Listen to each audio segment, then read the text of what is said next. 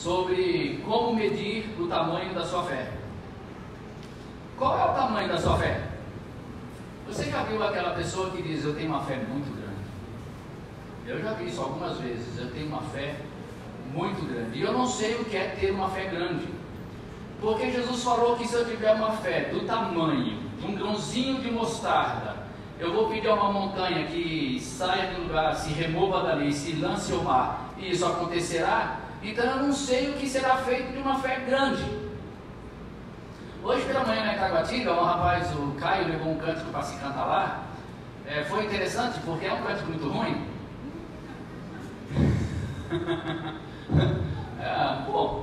Não é assim, é desses cânticos novos, é difícil encontrar um bom mesmo. Eu não me lembro, Sula e Carlos, qual que era exatamente o termo que dizia lá. Eu quero tirar o teu fôlego, Jesus, eu quero tirar o teu fôlego com a minha fé. Como assim, cara?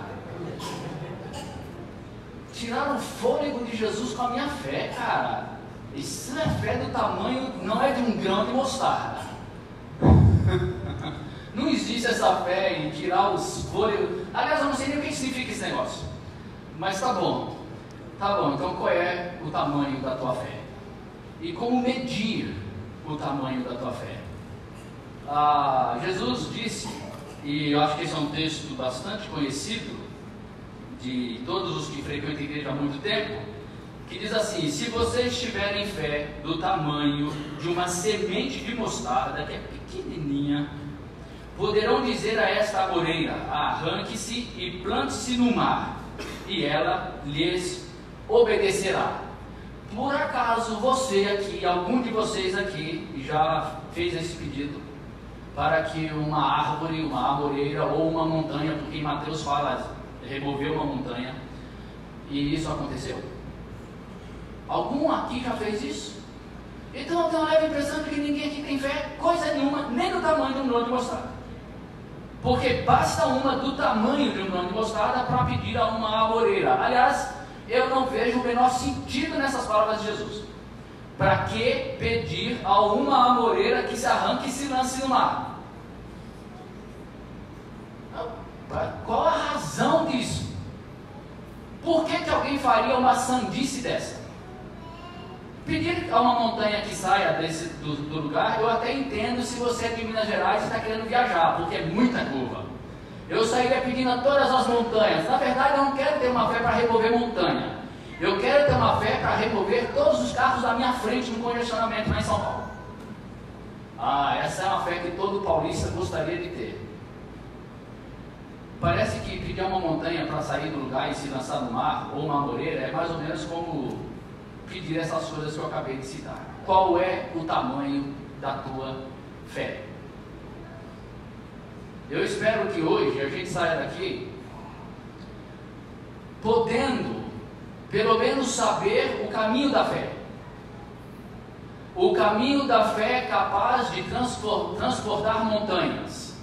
O caminho da fé capaz de pedir a uma amoreira que seja arrancada do seu lugar e se lance no mar, e que isso aconteça. Em outras passagens, e não foi em uma só, em mais de uma, Jesus diz: vocês pedirão o que vocês querem, e lhes será concedido. Qual é o tamanho da sua fé para que você peça aquilo que você quer e que isso que você quer seja concedido? Só uma pessoa de uma fé tão grande para que aquilo que se pede lhe seja concedido. Na verdade, eu acredito que o que acontece é que nós não entendemos o que seja fé, e nós nem entendemos o que seja pedir. E nós nem entendemos, muito menos, o que seja pedir a uma amoreira que se arranque e se lance no mar, ou pedirmos que uma montanha seja jogada no mar também. Essa passagem, quando Jesus diz, está em Lucas 17, em que ele diz: se vocês tiverem uma fé do tamanho de uma semente de mostarda, poderão dizer a esta amoreira: arranque-se e plante-se no mar, e ela lhes obedecerá. Ele continua dizendo o seguinte no verso 7: qual de vocês, tendo um servo que esteja arando ou cuidando das ovelhas, lhe dirá quando ele chegar do campo: venha agora e sente-se para comer? Ao contrário, não dirá: prepare o meu jantar, apronte-se, sirva-me enquanto como e beba. Depois disso você pode comer e beber. Será que ele agradecerá ao servo por ter feito o que lhe foi ordenado? Assim também vocês, quando tiverem feito tudo o que lhes for ordenado, devem dizer: somos servos inúteis, apenas cumprimos o nosso dever. Jesus conta essa história, essa parábola, para explicar a fé do tamanho de um grão de mostarda. Mas eu vou voltar a ela daqui a pouco, porque antes eu quero falar do pai da fé. Ora, se nós estamos dizendo: você está querendo material, é isso? Ela está querendo material, quer ver? Ah, bom. Porque ela ia passar aqui, eu já deixar ela passar aqui. Olha só, Abraão é o pai da fé. Se ele é o pai da fé, com quem nós devemos aprender sobre a fé? Com Abraão. Qualquer um, disse Jesus, que tenha a fé de Abraão, é filho de Abraão. Qualquer um que tenha a fé de Abraão, é discípulo de Jesus. E ele diz: se vocês tivessem a fé de Abraão, vocês saberiam quem eu sou. Mas vocês não têm a fé de Abraão. E eles ficaram bravos com isso. Ora, nós somos filhos de Abraão. Você está por acaso dizendo que nós somos bastardos? E foi quando Jesus falou: não, vocês não são filhos de Abraão. Vocês são filhos do diabo. Porque se vocês fossem filhos de Abraão, vocês teriam a fé de Abraão.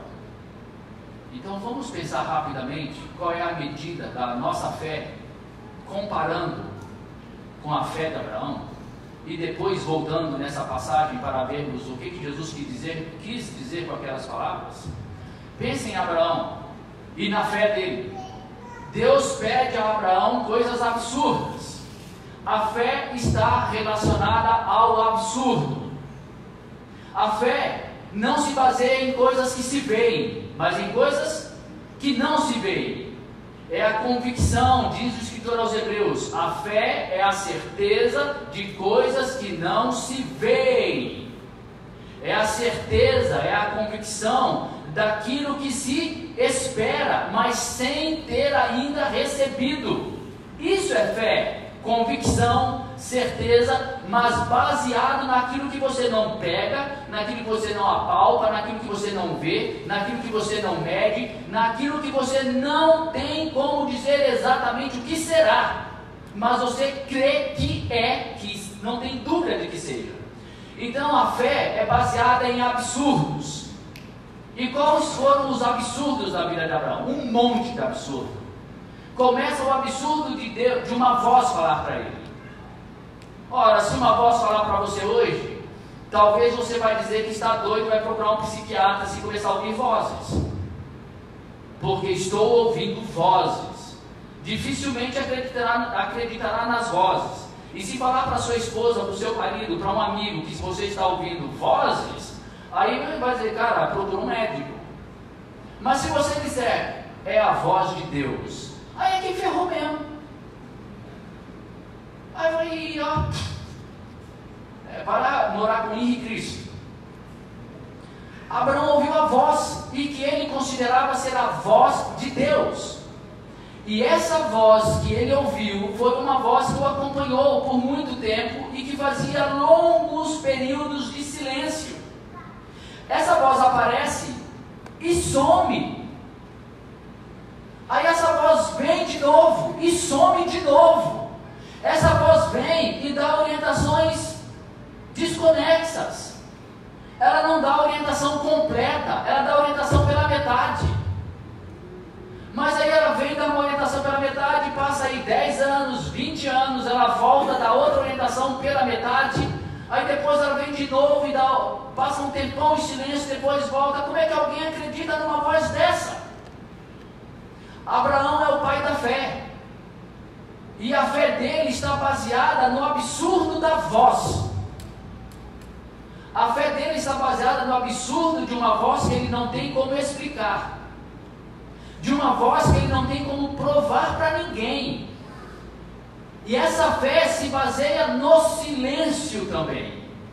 ele não tem como prová-la para ninguém, porque é uma voz que só fala para ele.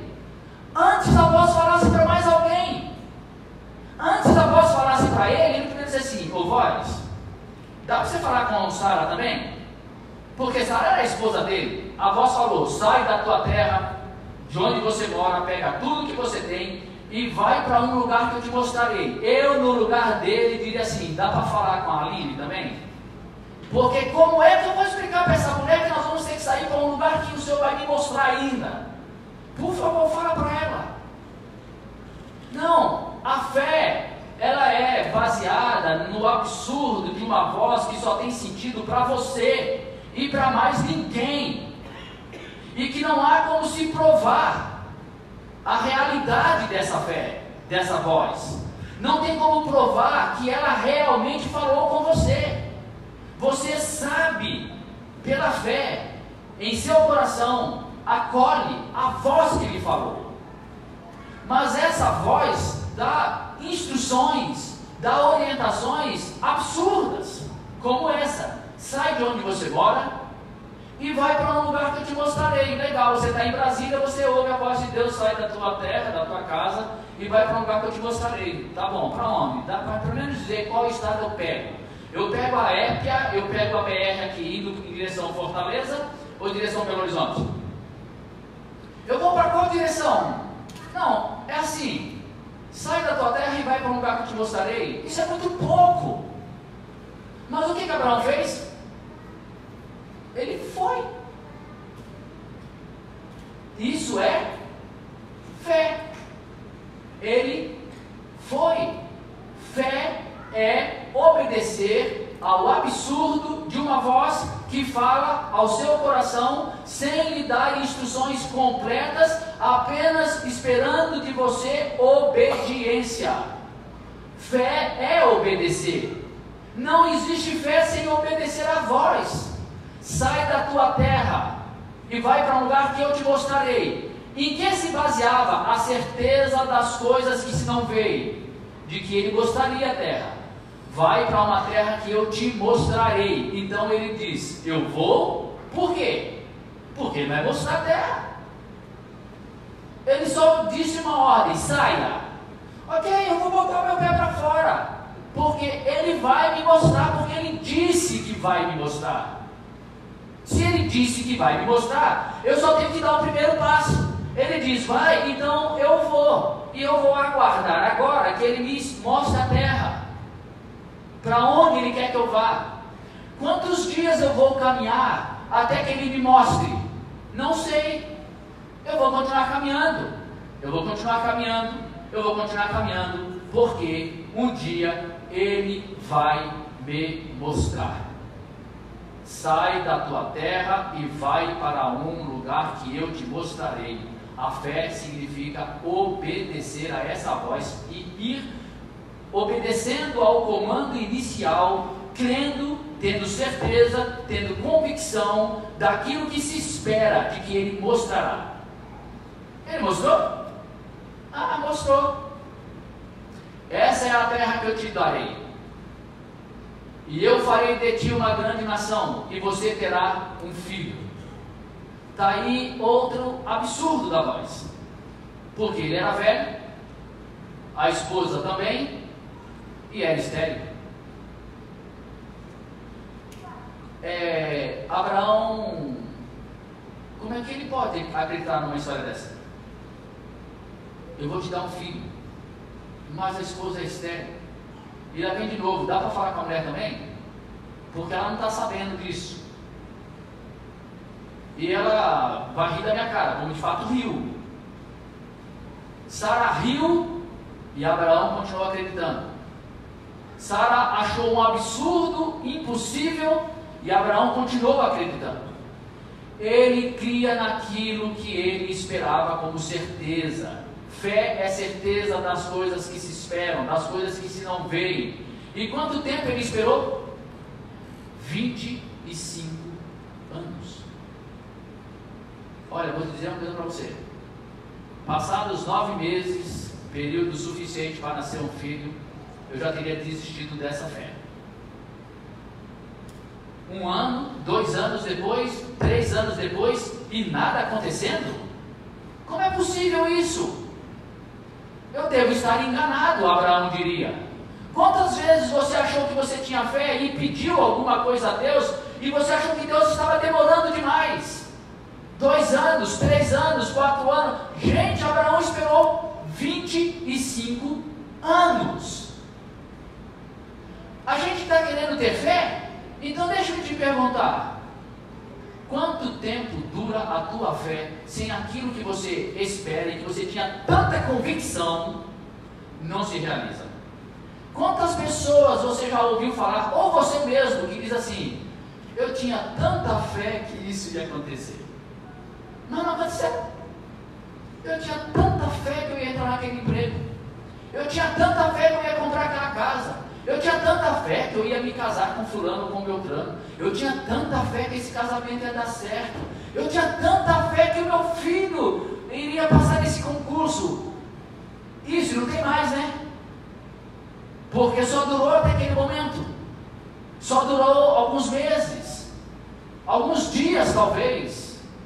Ou você faz um negócio e você tem tanta fé que vai dar certo, até que ele dá os primeiros sinais de não dar certo e você não dorme mais. Não dorme porque você pensa: será que eu estou em pecado? Será que eu fiz alguma coisa errada para não estar dando certo? Eu estava com tanta fé que isso já ia dar certo. Se você ver a história de Abraão, ele esperou 25 anos pelo absurdo de ter um filho aos 100 anos de idade. Uma coisa boa para quem tem esse tipo de fé, os homens aqui que já broxaram, não se denuncie, por favor. É que Abraão aos 100 anos, meu amigo, sem prótese nenhuma. Eu tenho um amigo que tem prótese. Rapaz, se você estiver me ouvindo, não vou falar teu nome. Ele tem prótese, então aperta um botão e o negócio sobe. Aí ele falou que é uma bênção, né? É uma bênção, porque aperta o botão, sobe, e quando termina aperta de novo para descer. Aí ele fala com a esposa: bom, fica brincando aí o tempo que você quiser, quando você terminar, por favor, desliga. Mas então, Abraão, diz o texto em Hebreu, em Romanos, Paulo fala que ele se fortaleceu, sendo velho, ele se fortaleceu, de verdade, não é que ele se fortaleceu na fé, a fé dele já era bem forte, ele literalmente, fisicamente, se fortaleceu, e Eva e Sara também, e aos 100 anos de idade eles tiveram um filho. Tá bom. Agora vamos ao absurdo da fé, porque é aí que eu quero pegar o resultado da medida da fé. Deus chega para Abraão e fala assim: Abraão, pega o teu filho, teu único filho, a quem você ama, e entrega-o em sacrifício a mim, em Moriá, de novo, no monte que eu te mostrarei. Deus gosta desse negócio, né? Eu vou te mostrar ainda. Caraca, mostra logo esse negócio. Como que esse papo que eu te mostrarei? Pô, você já mandou sair da minha casa. Eu saí para uma terra que você vai me mostrar. Legal, obrigado. Vou te dar um filho. Uns 25 anos aguardando esse negócio. Agora você me pede um filho e ainda diz que é para um lugar que mostrarei. Você já pensou a angústia desse homem? A angústia de um homem que tem que entregar o filho, o único filho a quem ele amava, e ir para um lugar ainda que ele mostraria. Foram 3 dias, na verdade quase 4 dias de viagem, em que Abraão foi entregar o filho. Abraão preparou tudo, a madeira, o fogo, os animais, os servos, e caminhou durante 4 dias para ir entregar o filho dele. Como é que pode alguém fazer uma loucura dessa? Você sabe muito bem que se fossem nossos dias, o que é que nós faríamos com Abraão? A última coisa que nós falaríamos é que ele era um homem de fé. Nós falaríamos que ele é um assassino. Nós o entregaríamos à polícia, à justiça, porque ele estava matando o seu próprio filho, sacrificando o próprio filho. Só que esse já é um outro assunto que num outro momento a gente pode tratar dessas questões éticas envolvidas nesse ato de Abraão. Por agora, apenas quero frisar o seguinte: por que é que Abraão é tido como homem de fé por ter ido entregar o filho? Porque aí está o ponto no qual Abraão se apresenta como esse gigante da fé. E foi por isso que ele foi considerado o pai da fé, por ele ter entregado o filho dele. Por quê que é assim? Por uma razão muito simples. Ele sabia que ele não mataria o filho, ou que o filho seria ressuscitado tão logo fosse morto. Por que ele sabia disso? Porque Deus havia dito: em teu filho Isaque eu farei de ti uma grande nação. Dá para você me explicar como é que se faz uma grande nação de um morto? Abraão creu que Deus faria de Isaque uma grande nação. Se Deus faria dele uma grande nação, só existia uma única possibilidade. Duas possibilidades: ou ele não mataria Isaque, porque Deus o impediria disso, ou Deus ressuscitaria a Isaque. E é exatamente isso que o escritor aos Hebreus fala, aos Romanos fala, Paulo, que Abraão cria que Deus poderia ressuscitar o seu filho dentre os mortos, como figuradamente o recobrou de fato.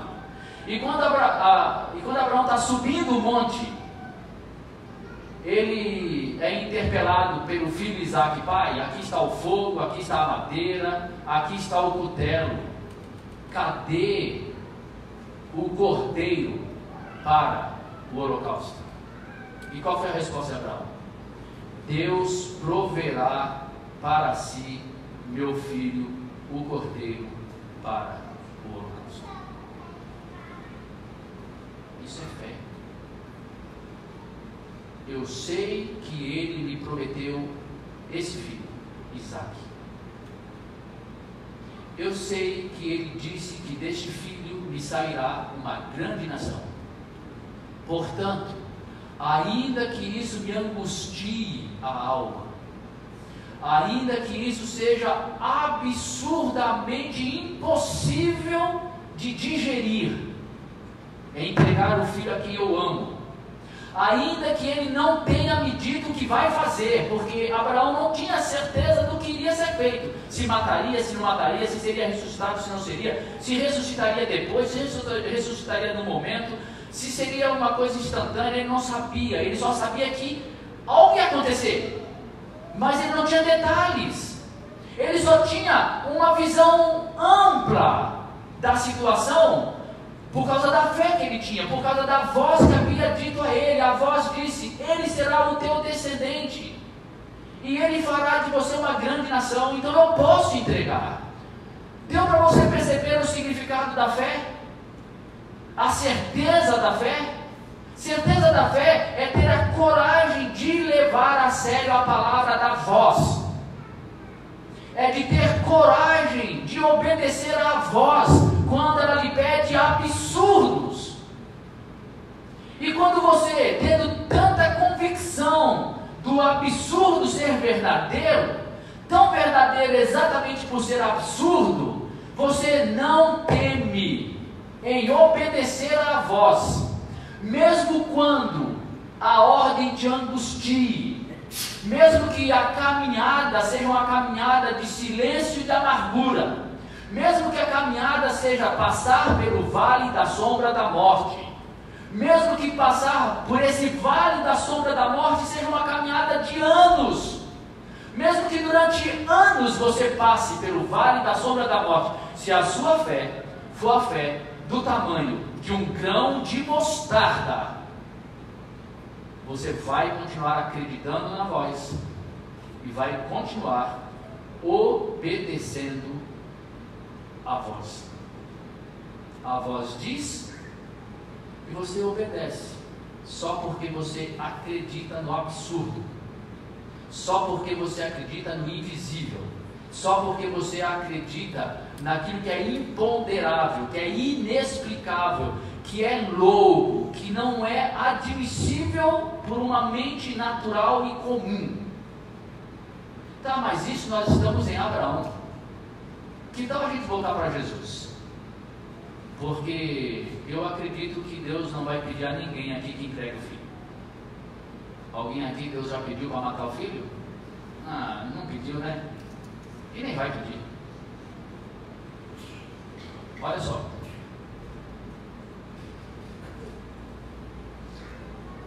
Esse versículo que ele diz: se vocês tiverem fé do tamanho de um grão de mostarda, poderão dizer a esta amoreira: arranque-se e plante-se no mar, e ela lhes obedecerá. É o versículo 6 do capítulo 17 de Lucas.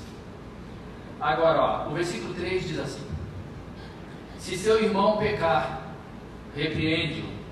Se ele se arrepender, perdoe.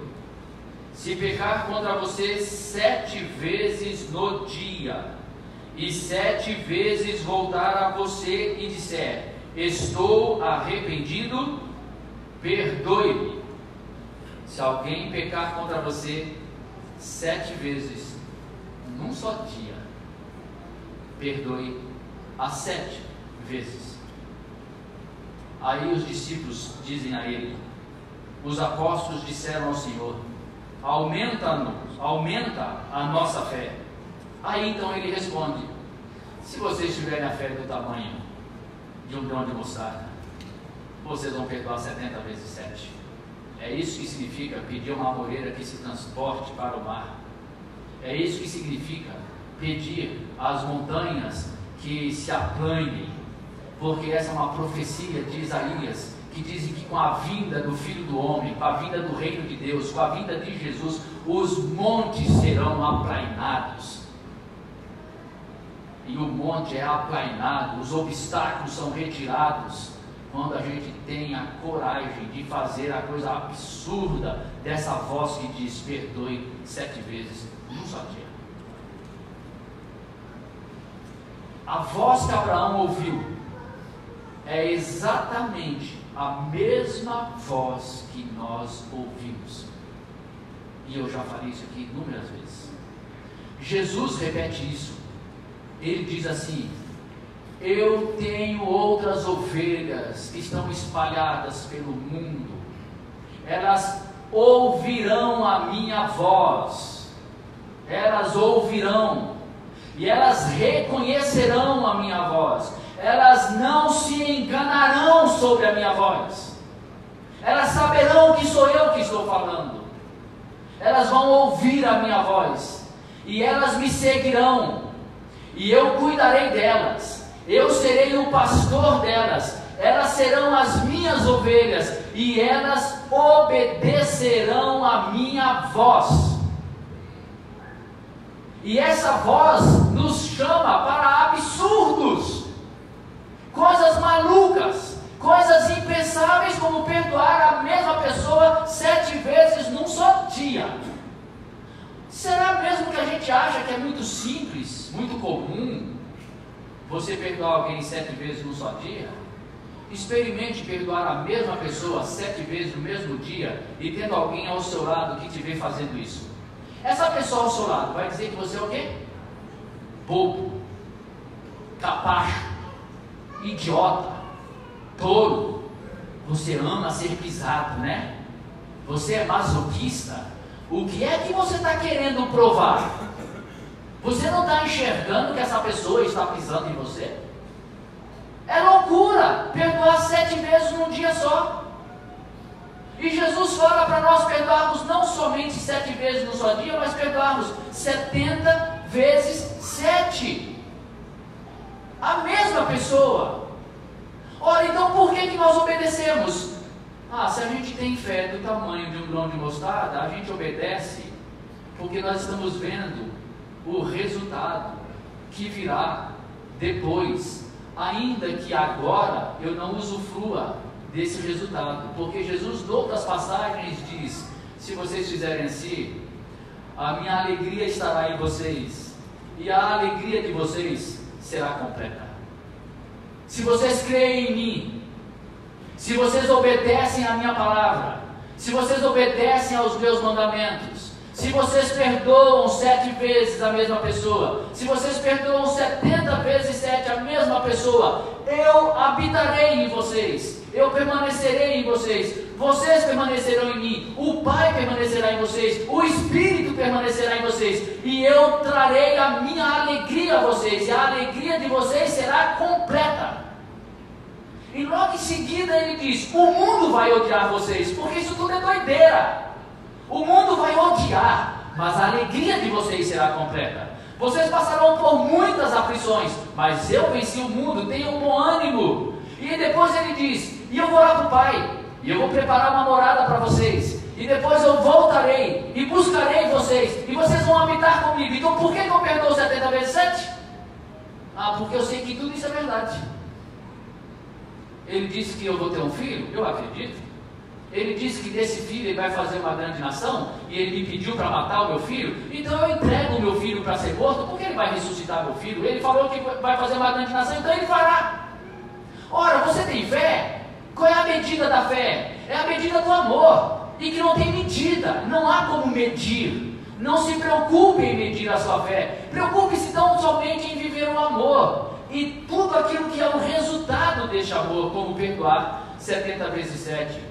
A nossa fé se mostra na medida em que eu tenho o desejo, a vontade, a decisão de perdoar 7 vezes num só dia. E à medida que eu perdoo 7 vezes num só dia, eu exercito a minha fé. Perdoo uma vez, eu exercito a minha fé. Perdoo a segunda, exercito a minha fé. Perdoo a terceira, exercito, e assim vai 70 vezes 7, exercitando a fé. Você não exercita a fé, não é vindo aqui em reunião. Você não exercita a sua fé decorando a Bíblia. Você não exercita a fé cantando cântico espiritual e dizendo que o Senhor perca o fôlego com a minha fé. Não, é só perdoando 70 vezes 7. Perdoando 7 vezes a mesma pessoa. É assim que se fortalece a fé. É assim que se retiram os obstáculos da vida, da existência do mundo. É assim que faz o mundo viver uma vida melhor. Lembre-se do domingo passado. Até quando nós vamos continuar amando? Sendo que ninguém entende. Essa era a palavra do profeta, de Deus para o profeta e de Jesus para nós. Ninguém entende. Você vai ser tido por louco. Você vai dizer que ouviu uma voz. Você vai dizer que Jesus habita seu coração. Você bebe um vinho e come um pão e fala que está comendo do sangue do corpo de Cristo. Mas aqui, ó. Isso aqui é doideira. Isso aqui é loucura. Só come isso aqui doido. Porque aquilo ali é vinho e um pedaço de pão, gente. Não tem nada mais do que um pedaço de pão e vinho ali. Agora, quem é louco e tem fé, não bebe nem vinho nem come pão. Bebe sangue de Cristo e bebe corpo de Cristo, figuradamente recebendo pela fé Cristo em nós. Isso não é loucura. Quem é que entende isso? Quem explica essa fé? Qual é a explicação? Como é que você prova isso? Como é que você prova que Jesus habita em você? Ele só habita em você. Você sabe. Você ama Jesus. E por que você ama? Porque você ouviu a voz. A voz falou no seu coração. A voz continua falando no seu coração. Você pode duvidar de todo mundo, mas de Jesus você não duvida. Você pode descrer de todo mundo, mas de Jesus você não descrê. Você pode saber que muita gente não te ama, te odeia, mas eu duvido que alguém diga assim: Jesus me odeia. Não, ninguém fala isso. Porque a voz que fala ao coração é a voz de amor. E essa é a voz que é para nós no silêncio da nossa vida, no silêncio da nossa alma. Ainda que seja uma caminhada longa de anos de angústia, de dores, de dificuldade, mas que sabe, como disse o salmista: ainda que eu ande pelo vale da sombra da morte, eu não temerei mal algum, porque eu sei, isso é fé, porque eu sei que tu estás comigo. Eu sei que tu estás comigo. Isso é fé, é certeza das coisas que não se veem, é convicção das coisas que se esperam, sem que você tenha essas coisas na sua mão naquele momento, mas você sabe que você as receberá. Qual é o tamanho da tua fé? É o tamanho do teu amor. Aí Jesus diz assim: qual de vocês, que tendo um servo que esteja arando ou cuidando das ovelhas, lhe dirá quando ele chegar do campo: vem agora e sente-se para comer? Quando Jesus faz essa pergunta, começando com qual de vocês, a resposta sempre é negativa. Qual de vocês que tendo um servo, quando chegar em casa, vai dizer: serve para nós comermos? Não, a resposta é simples: nenhum de nós. Ninguém fará isso. O que esse Senhor fará? O que esse Senhor fará é, ao contrário, ele dirá: prepare o meu jantar, apronte-se, sirva-me enquanto como e bebo. Depois disso você pode comer e beber. É isso que o Senhor fala para o seu servo. Aí no versículo 9: será que ele agradecerá ao servo por ter feito o que lhe foi ordenado? O Senhor tem que agradecer ao servo por causa do que lhe foi ordenado? Para nós hoje, no nosso mundo moderno, é claro que tem que agradecer, pelo amor de Deus, né? O problema é a palavra agradecer. O verbo usado aqui no grego não significa agradecer, mas é uma palavra muito difícil de ser traduzida. Significa: esse Senhor deve alguma coisa ao servo por merecimento dele. O servo merece alguma coisa por ter feito aquilo que lhe foi ordenado. É isso que esse texto está dizendo. Por acaso o Senhor tem o dever, a obrigação de dar algo a esse servo que apenas fez o dever dele? Ele merece alguma coisa? Ele tem algum crédito por ter feito isso? Aí ele diz, concluindo: assim também vocês, quando tiverem feito tudo o que lhes foi ordenado. E o que é que foi ordenado mesmo? Tudo. Quando vocês fizerem tudo o que lhes foi ordenado, perdoar 70 vezes 7, perdoar 7 vezes um só dia, amar o inimigo, dar a outra face, não julgar o outro, e por aí vai. Todas as ordens, orientações de Jesus a respeito daquilo que nós devemos fazer, que se resume tudo em amor. Quando vocês estiverem amado da maneira como eu disse que vocês devem amar, quando vocês tiverem feito tudo, vocês devem dizer: somos servos inúteis, apenas cumprimos o nosso dever. Isso é fé. Quem acha que tem fé para bater no peito e dizer: eu tenho uma fé muito grande, ele errou. Porque quem de fato tem fé não elogia a sua fé. Quem de fato tem fé não quer que sua fé seja aplaudida. Quem de fato tem fé apenas é obediente à voz, sem que essa voz tenha que dar qualquer explicação, sem que essa voz tenha que provar: Jesus, é verdade mesmo que se eu obedecer eu vou encontrar felicidade mesmo? Prova, porque aí eu vou perdoar 70 vezes 7, porque se não provar eu não vou perdoar não, porque é sacanagem, né? O cara vai fazer de mim capacho, aí ele me faz de mim capacho e eu não recebo a felicidade. E o que adiantou? Prova para mim. Não, quem tem fé não pede prova. Quem tem fé apenas obedece. Quem tem fé apenas ama, apenas perdoa, e faz isso porque crê no absurdo, faz isso porque crê em silêncio, como Abraão, que em silêncio cria, em silêncio seguia, em silêncio obedecia, em silêncio ele fazia tudo o que tinha que fazer em relação ao que a voz pedia a ele para fazer. E a voz hoje nos pede coisas absurdas e que espera de nós que nós apenas obedeçamos pela fé. E quando ele fala somos servos inúteis, de novo nós temos um jogo de palavras aqui, porque ninguém deve se sentir e se perceber inútil perante Deus, porque ninguém é inútil perante Deus. A tradução melhor aqui seria: nós somos pessoas a quem não se deve nada. O que é que Deus deve a você por você amar as pessoas? Ele lhe deve o quê? O que é que Ele lhe deve por você perdoar alguém? O que é que Deus lhe deve por você ser bom? O que é que Deus lhe deve por você praticar o amor para com todas as pessoas, acolher a todas as pessoas, abraçar a todas as pessoas, ser humilde em relação às pessoas, considerar o outro superior a si mesmo, buscar o interesse do outro e não o seu? O que é que Deus lhe deve para você fazer isso? A fé, como a fé de Abraão, é uma fé que não espera nada em troca. A fé como a fé de Abraão não é a fé que faz barganha. Porque tem muita gente dizendo que tem fé, mas é mentira. Eu tenho tanta fé que eu vou na oração da madrugada porque eu estou esperando que Deus me abençoe. Não é fé, é barganha, é troca. Eu vou orar e jejuar todo dia porque eu tenho fé que Deus vai me abençoar. Não, meu amigo, fé descansa. Fé descansa e fé não espera que Deus tenha que dar nada em troca.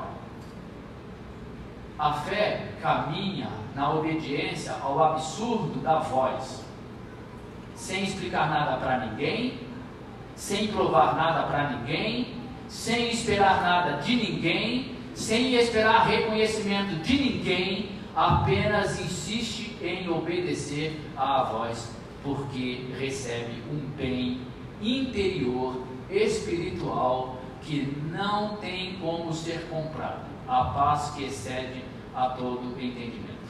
Sabe por que essa pessoa não espera nada mais em troca? Porque ela recebe tudo o que ela jamais imaginaria receber só de obedecer. Me diz uma coisa: se Abraão não tivesse recebido o filho, se Abraão não tivesse recebido a terra, se Abraão não tivesse recebido nenhuma das promessas, você acha que ele deixaria de crer?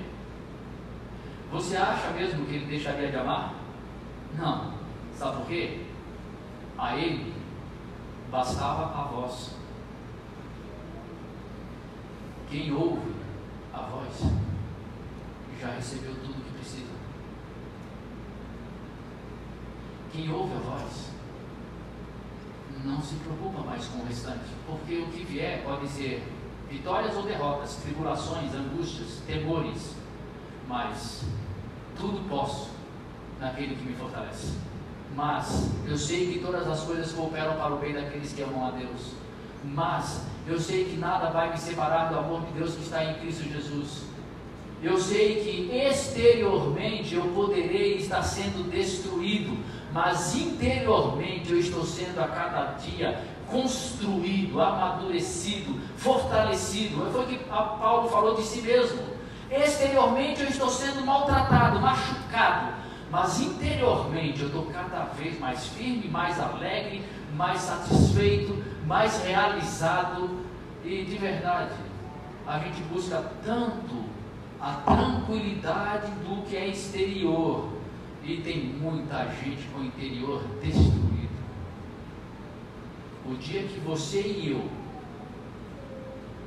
crermos com o tamanho de um grão de mostarda e perdoarmos 7 vezes num só dia a mesma pessoa, aí nós vamos entender. 2 coisas para concluir. A primeira é que nós vivemos no mundo todo, não apenas no Brasil, mas no mundo todo, a destruição da sociedade, das relações humanas, cada vez mais conflitantes. E todos nós temos a nossa solução para os problemas do nosso país.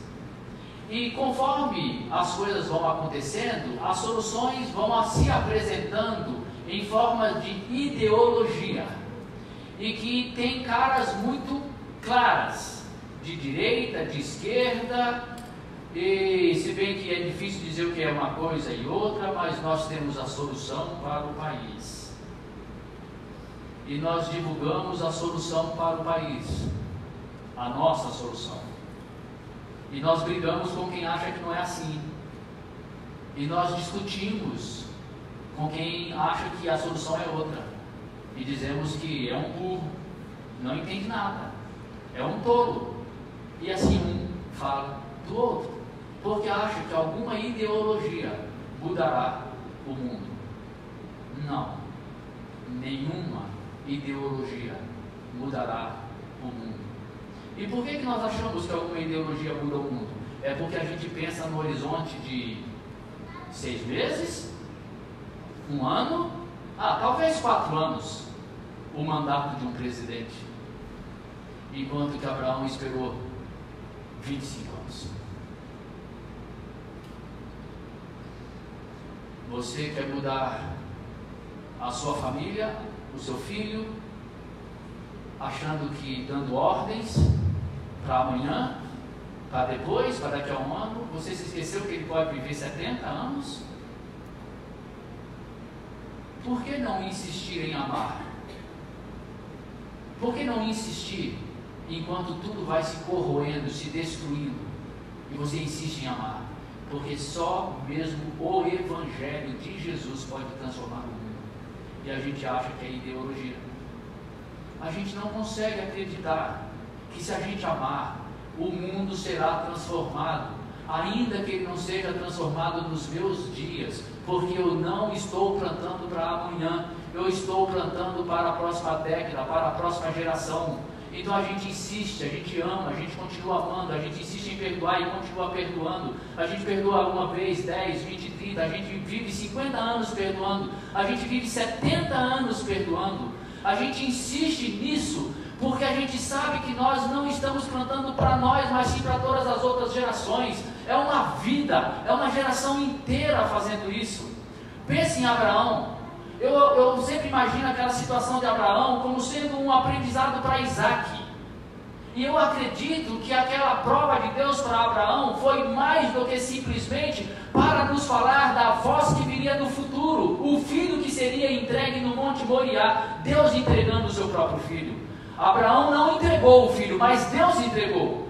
Abraão não chegou a sacrificar o filho, mas Deus sacrificou o seu próprio filho. E o que Abraão fez foi apenas uma demonstração daquilo que Deus faria e cumpriria até o final. O filho derramando o seu sangue na cruz voluntariamente em nosso lugar, obedecendo a ordem, a voz do seu pai que pediu e que entregou o filho. Ora, se nós acreditamos com essa fé absurda de que 2000 anos atrás um homem morreu em nosso lugar, e se nós cremos nesse absurdo de que isso aconteceu na verdade na eternidade, nem foi 2000 anos atrás, foi na eternidade. Antes de tudo isso acontecer na história, aconteceu na eternidade. Isso é loucura, isso é absurdo, e eu creio. Essa é a minha fé. Ora, se eu estou falando de eternidade, por que eu não aceito viver a minha vida curta, de 80, de 90 anos, sendo fiel, sendo um homem de fé, uma mulher de fé? Porque isso será um testemunho para a nossa geração, para os nossos filhos. Esse foi o maior testemunho de Abraão para Isaac. Você já pensou se Abraão desistisse de sacrificar Isaac? Abraão chega lá: pai, aqui está o cutelo, aqui está a madeira, aqui está o fogo, cadê o cordeiro? Aí Abraão fala assim: eu vim pensando nisso no caminho, é que Deus pediu para eu te entregar, mas sabe uma coisa? Cara, vamos esquecer esse negócio? Eu te amo, meu filho, eu não vou te entregar não. Essa é a pior coisa que Abraão poderia fazer pelo filho dele. Ou então Abraão poderia nem ter saído de casa. Aquela noite, depois de ter ouvido a voz de Deus: entrega teu filho, o filho a quem você ama. Abraão chega para Sara e fala assim: Sara, sabe que você tem razão? Você tem rido esses anos todos em que eu ouço voz. Desculpa, eu fiz você sair lá daquela terra e trouxe você para ficar perambulando aqui por essa terra. E você nunca acreditou, né? Você tem razão.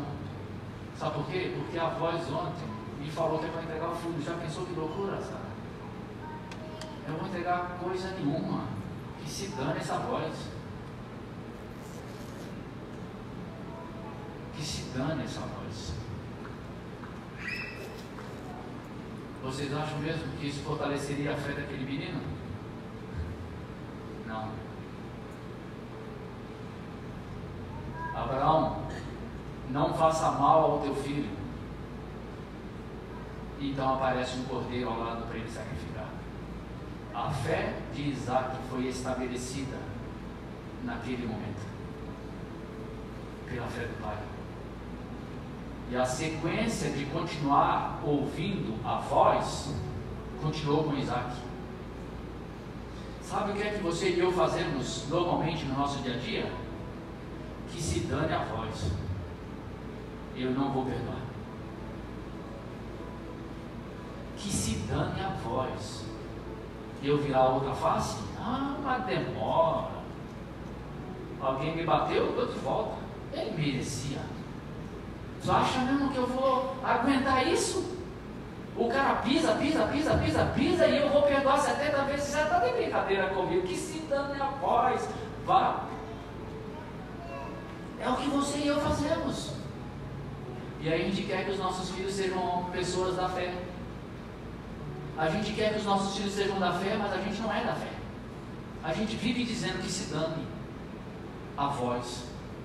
Agora, se os nossos filhos nos vissem perdoar todo mundo que ofende a gente, amar todo mundo que não nos ama, se os nossos filhos nos vissem virando o outro lado da face, se os nossos filhos pelo menos, só isso, uma coisinha tão bobinha, se pelo menos nossos filhos não nos ouvissem fazendo fofoca da vida do outro, julgando o outro, você viu?